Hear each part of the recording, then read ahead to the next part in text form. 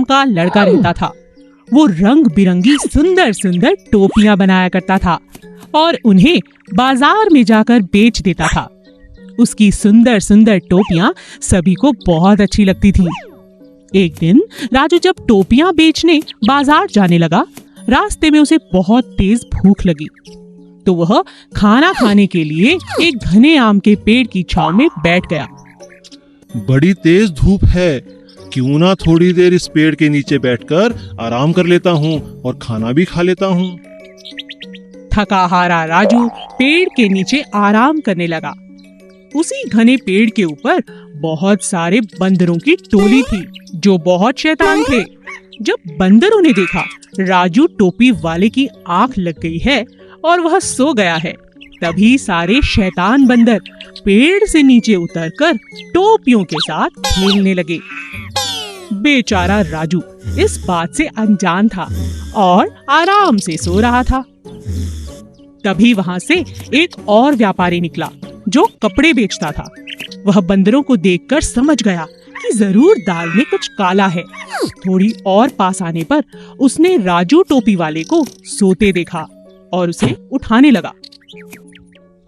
अरे ओ टोपी वाले भैया, जल्दी उठो, देखो बंदर तुम्हारी सारी टोपियां ले जा रहे हैं, जल्दी उठो जल्दी उठो। क्या? अरे अरे अरे मेरी टोपी, भाई तुम ही कुछ मदद करो ना।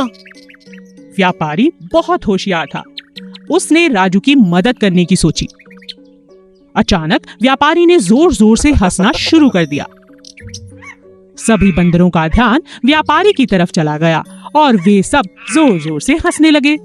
व्यापारी समझ गया कि बंदर उसकी नकल कर रहे हैं।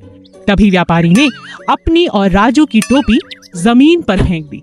सभी बंदरों ने वैसा ही किया जैसा व्यापारी ने किया था।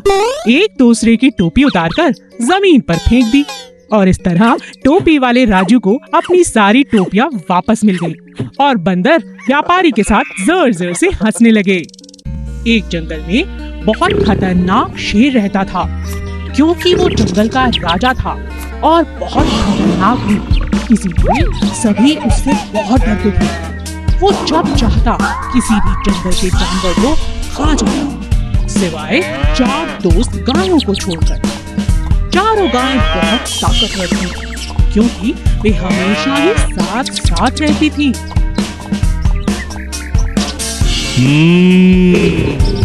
कब तक बचेंगी ये मुझसे? एक ना एक दिन तो मैं इन्हें खा ही जाऊंगा। जब तक ये चारों साथ हैं, बस तभी तक सुरक्षित हैं। एक दिन चारों गाय आपस में झगड़ने लगी। पहली बोली, अब मैं तुम्हारे साथ नहीं रहना चाहती। दूसरी गाय बोली, तो तुम चली जाओ यहाँ से, मना किसने किया है? तीसरी ने कहा, तुम हमेशा अपने बारे में सोचती हो।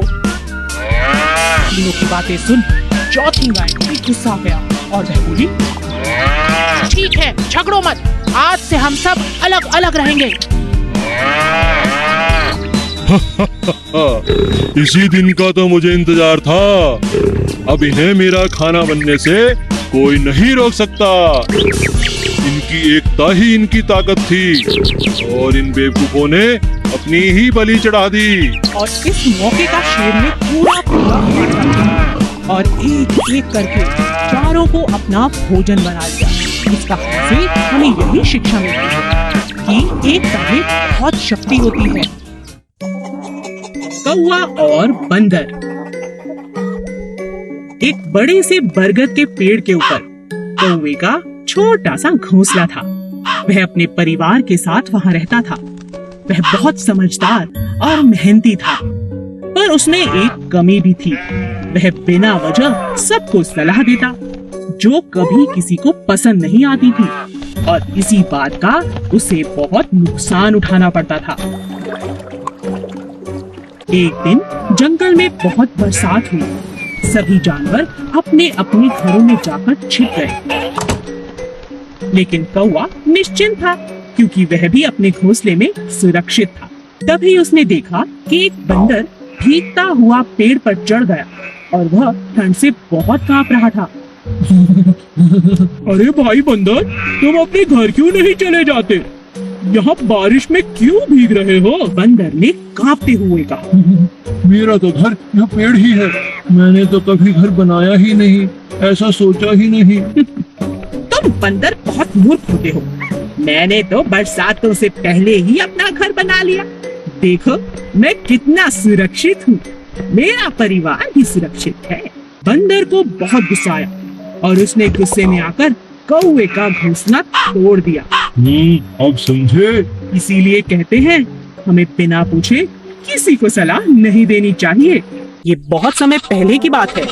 एक जंगल में बहुत सारे जानवर मिलजुल कर खुशी खुशी रहते थे। एक दिन उस जंगल में एक ताकतवर शेर आया।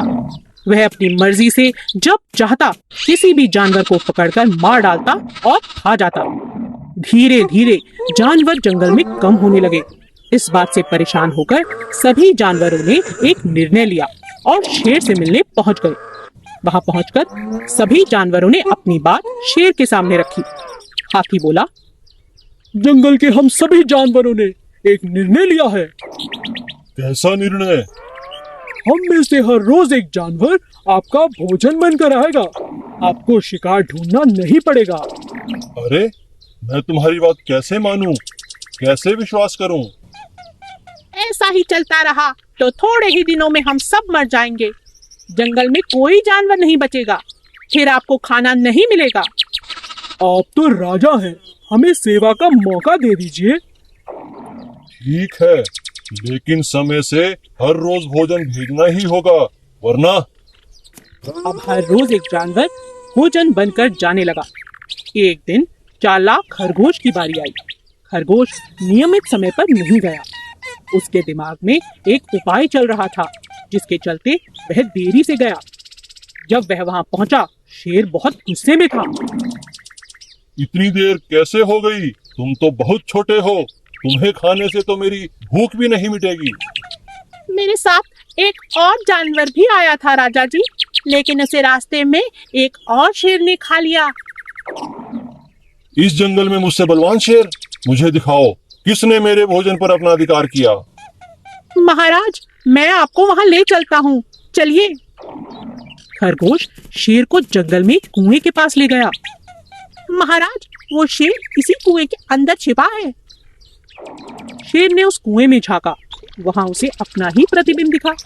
शेर दूसरे शेर को मारने के लिए कुएं में कूद गया। कुएं से बाहर ना निकल पाने के कारण बेचारा शेर वहीं मर गया।